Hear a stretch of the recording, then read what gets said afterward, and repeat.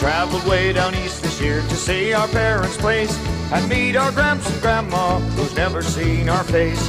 The customs and the words were strange, but be it understood that everyone we met back home was some shocking good. My grandpa took me fishing in his dory down the bay. He talked about you big ones that didn't get away.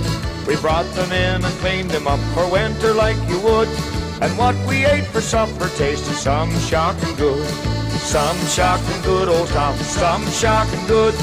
Everything we did back home was some shocking good.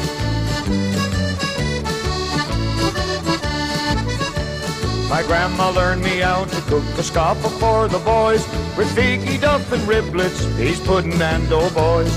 I helped her clean the veggies and filled the stove with wood. I loved it when she told me I was some shocking good. Our darling maid soon won our hearts with sweet talk and a smile. We'd cook and clean and knit a bit, and then we'd rest a while.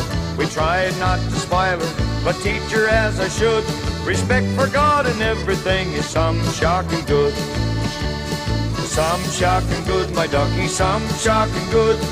Everywhere we had a time was some shocking good.